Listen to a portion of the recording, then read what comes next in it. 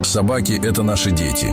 И точка. Кто-то скажет, это всего лишь собака, а мы просто улыбнемся, потому что объяснять бессмысленно. Как объяснить, что мы отдаем им свою подушку, потому что так ему удобнее, что мы спим на краешке кровати, лишь бы не потревожить их сладкий сон, что нам не жалко одеяла, даже если самим холодно, потому что главное, чтобы не замерз он, что мы не можем пошевелиться ночью, потому что рядом свернулся в клубочек маленький теплый комочек счастья, и будить его священное табу мы родители. Да, наши дети на 4 лапах. Мы переживаем за них, как за ребенка, следим за их здоровьем, радуемся каждому их успеху. Мы жертвуем своим комфортом ради них. Мы терпим их шалости, потому что знаем, когда-нибудь они постареют, и мы будем скучать даже по тем моментам, когда находили погрызенные тапки. Мы любим их, потому что это не просто питомцы, это семья. А для вас собака – это ребенок? Напишите в комментариях, почему ваша собака – ваш малыш.